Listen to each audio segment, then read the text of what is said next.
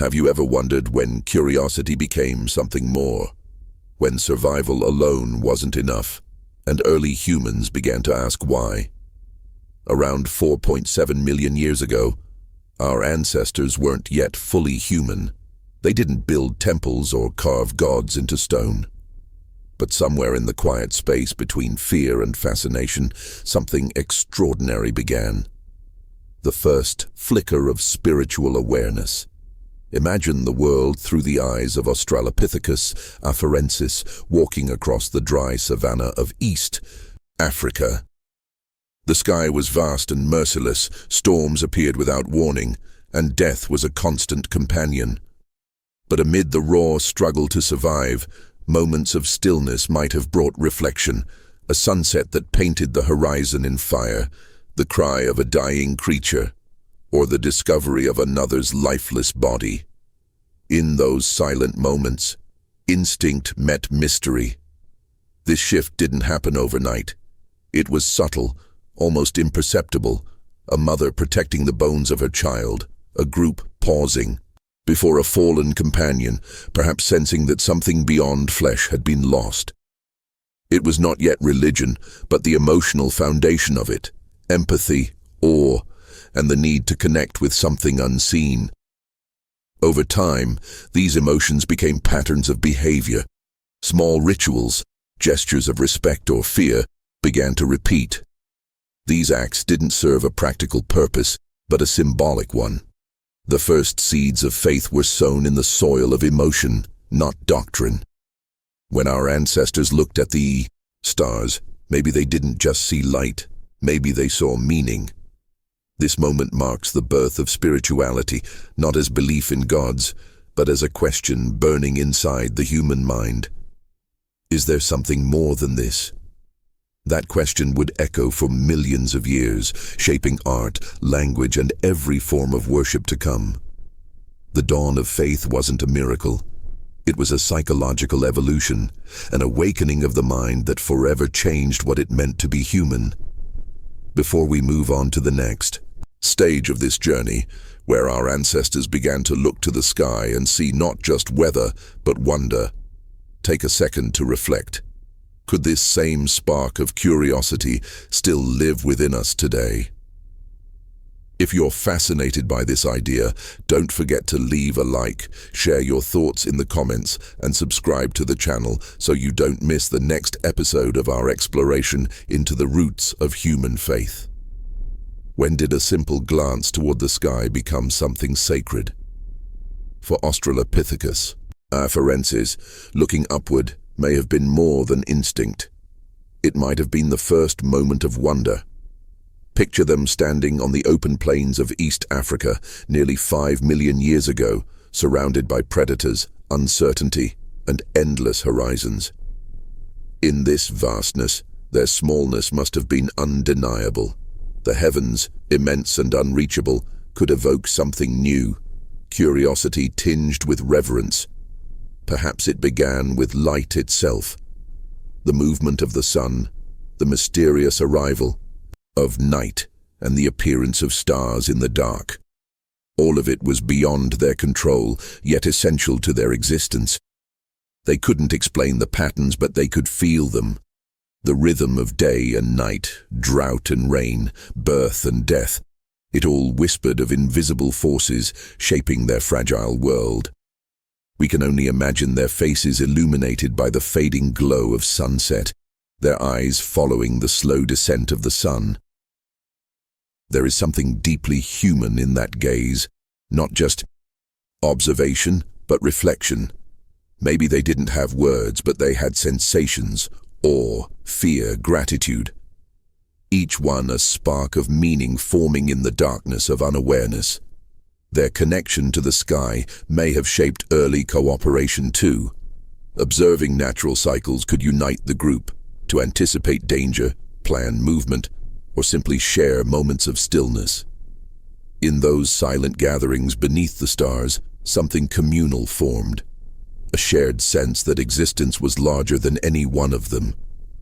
It was the earliest expression of faith, long before prayer or myth, faith as a feeling, not yet a system. What's astonishing is that such moments might have laid the psychological foundation for religion itself.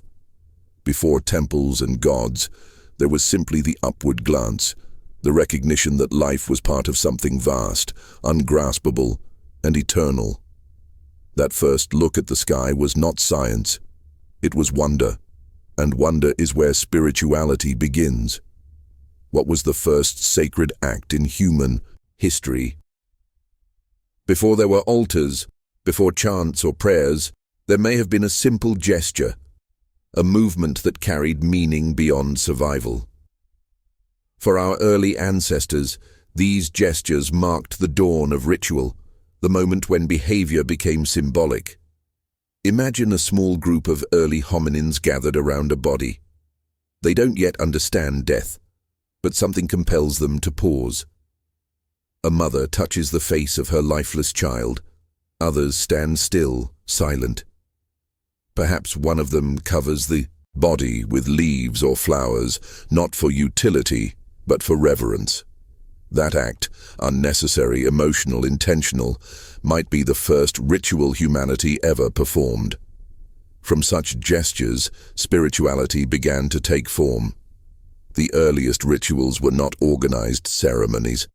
They were emotional expressions of fear, gratitude, or grief.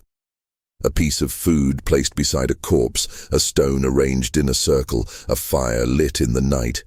Each act carried invisible weight. These actions created meaning where none existed before. They said, "This matters."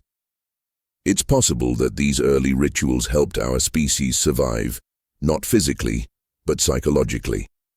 They gave structure to chaos and offered a way to face what could not be understood. The repetition of symbolic acts built bonds within the group. Shared emotion became shared identity. In that sense, rituals didn't just reflect belief, they created it. Over time, those gestures evolved. The offering of a fruit could become the foundation of sacrifice. A shared meal could become a communal ceremony. Even today, every culture retains echoes of that ancient impulse to repeat, to honor, to connect. Long before words or dogma, the sacred existed in movement, rhythm, and touch. So when did the first human kneel, bow, or raise hands toward the sky? Perhaps the question doesn't matter as much as what it reveals, that deep within us lies an instinct to turn experience into meaning. Every ritual, no matter how small, carries the memory of that first sacred gesture, the one that told the universe, "We are aware of you." What if the origin of faith was born from the one thing we could never escape? Death. For millions of years, life and death were constant companions. Yet at some point, our ancestors began to look at a lifeless body and see more than decay. They saw mystery. They saw a question that demanded an answer. Where did the person go?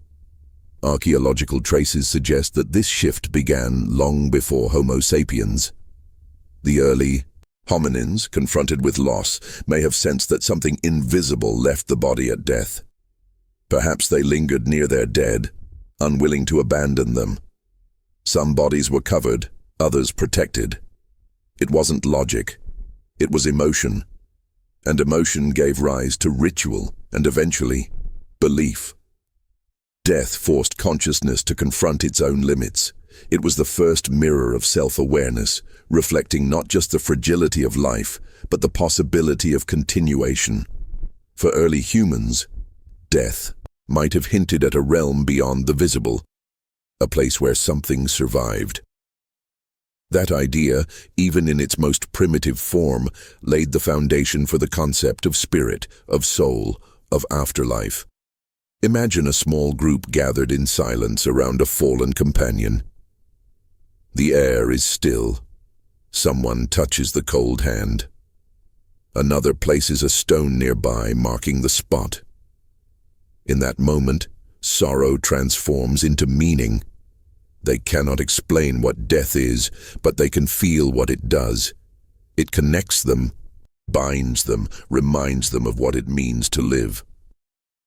This confrontation with mortality may have been the greatest catalyst for human spirituality. Death was not just an end, it was a beginning, the beginning of metaphysical thought. The fear of losing became the longing to believe that something continues. That longing would echo through millennia, shaping myths, gods, and prayers. It's no coincidence that every religion, from the most ancient to the most modern, keeps death at its center. Burial, mourning, remembrance, all are echoes of that first realization, that we are temporary, but perhaps not entirely gone. The first grave, in a way, was humanity's first temple. If this reflection about our earliest confrontation with death resonates with you, share your thoughts below. How do you think our awareness of mortality shaped our need to believe? Fire. It was more than survival. It was revelation. For the first time, early humans could hold light in their hands. Imagine that moment. A flicker in the darkness, a living flame that offered warmth, protection, and perhaps something else. Meaning. Around a fire, shadows danced on cave walls, and those shadows may have become the first symbols of the unseen world. When Homo erectus learned to control fire, everything changed. The day no longer ended with the sunset. The night became a stage for imagination. Faces illuminated by orange light could now tell stories, gestures became more expressive, and fear took shape in the glow and flicker. The boundary between reality and imagination blurred. Fire gave humanity not only safety but a canvas for the mind. Those moving shadows may have sparked the earliest sense of duality, light and dark, life and death, known and unknown. Each contrast mirrored the structure of spiritual thought.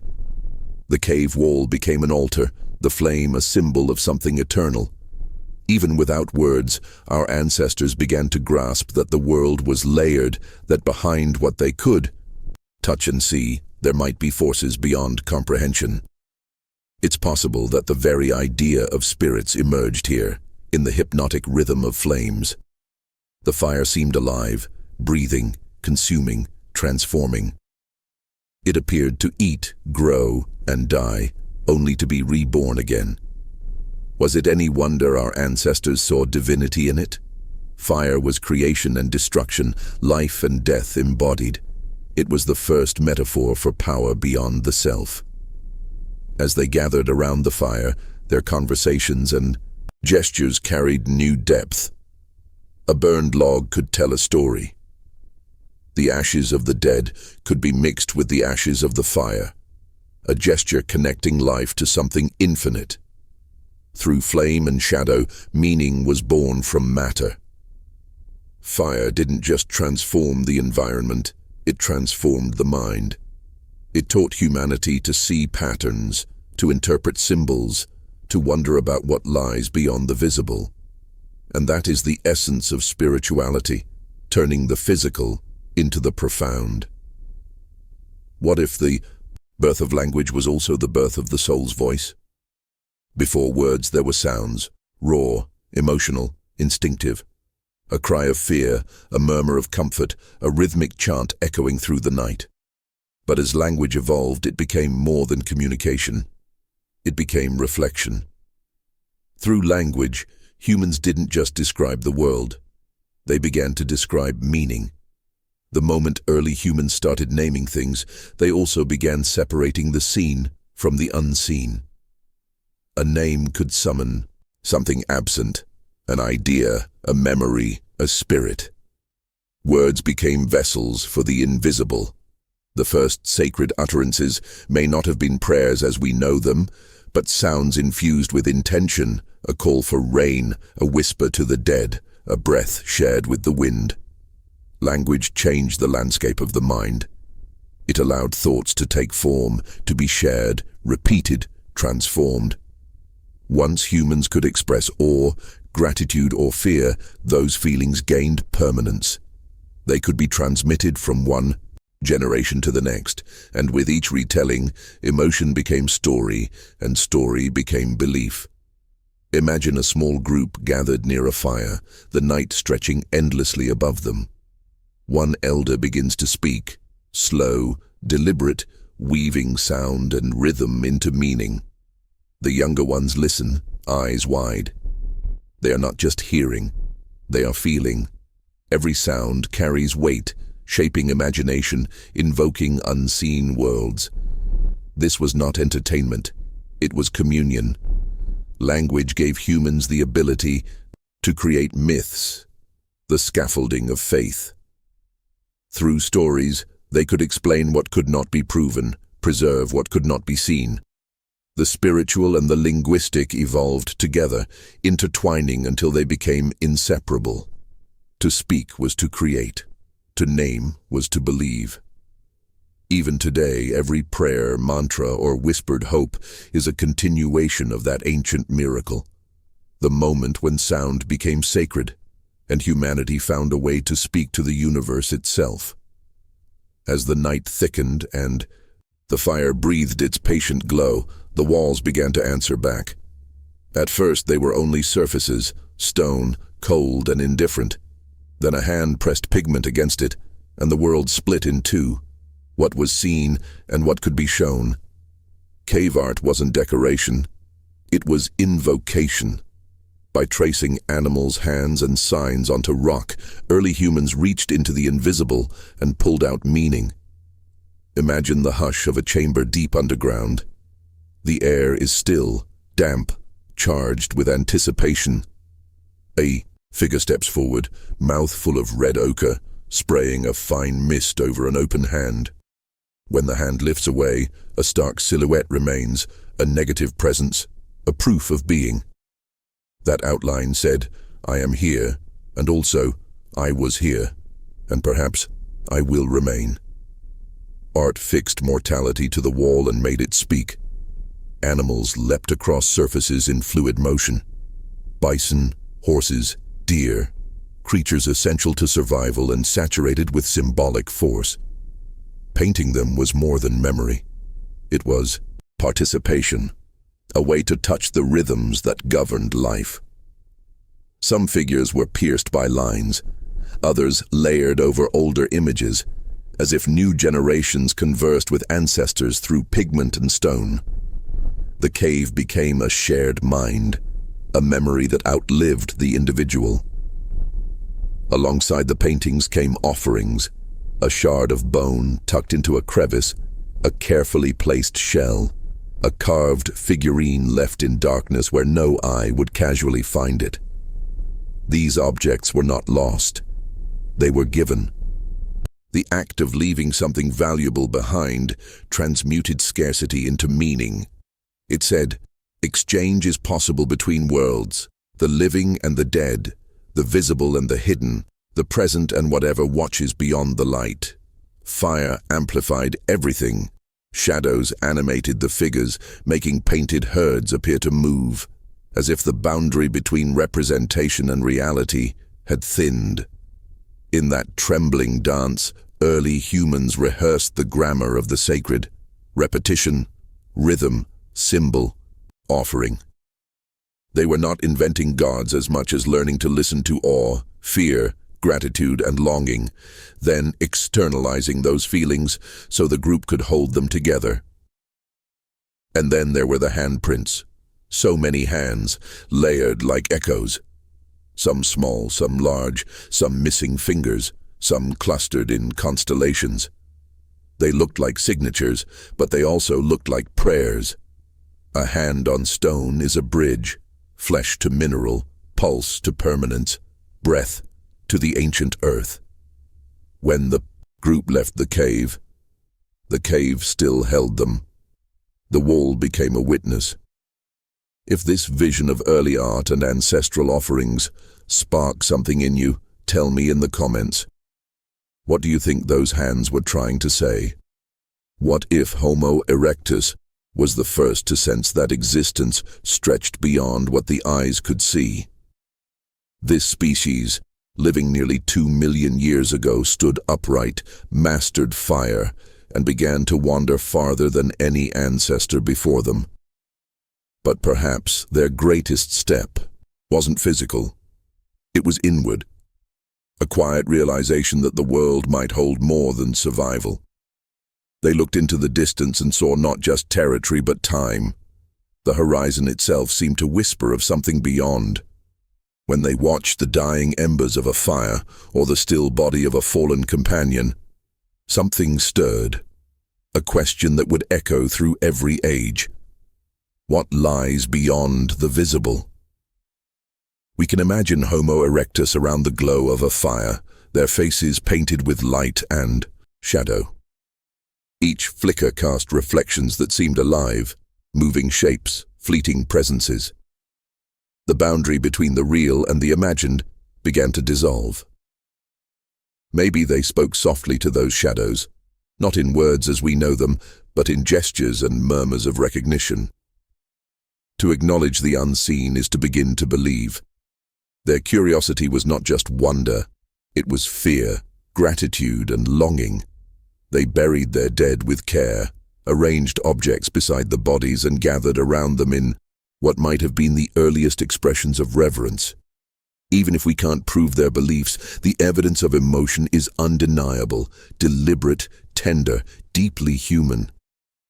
What makes Homo erectus remarkable is not only that they shaped tools, but that they began to shape meaning. They carried fire across continents, but also carried something less tangible. The awareness that there might be patterns behind existence, that the universe might be more than chaos. The invisible became a presence, not an absence. This was the dawn of contemplation, the silent bridge between instinct and belief. They were no longer just reacting to life. They were reflecting on it. That moment, when thought turned toward mystery, marks a pivotal threshold in human evolution. Long before temples or deities, there was a gaze, steady, searching, and full of wonder, lifted toward what could not be seen. Long before temples or sacred texts, nature itself was the first teacher. For early humans, every sunrise was a promise, every storm a warning, every change in season a revelation. They didn't separate the spiritual from the natural. The world around them was the divine. Life moved in cycles, and within those rhythms, they began to sense an order beyond chaos. Imagine waking with the light, hunting with the wind, sleeping under the hum of stars. To survive, our ancestors had to read the world, to notice patterns in the migration of animals, the bloom of plants, the return of the rains. But somewhere in that observation, recognition turned into reverence. The sun was not just warmth, it was life itself. The moon was not just light, it was renewal. Nature wasn't background, it was presence. The cycles of birth, death, and rebirth reflected their own lives. The sprouting of seeds after rain, the decay that nourished new growth. These mirrored the mystery of existence. They began to see themselves within nature's pattern, not apart from it. And that realization changed everything. To honor the forces that sustained them became the essence of early spirituality. We can imagine a group of early humans gathered around a tree struck by lightning. The fire it sparked frightened them, but it also fascinated them. It seemed alive, powerful, untouchable. Some may have offered branches or stones in gestures of respect, unknowingly performing the first act of worship. Nature was unpredictable, but it was also generous, and gratitude became a way to make sense of it. Slowly, symbols emerged.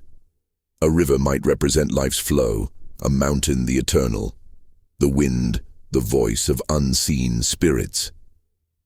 To live within the natural world was to live within mystery, surrounded by invisible intelligence. Faith was not about control, it was about connection.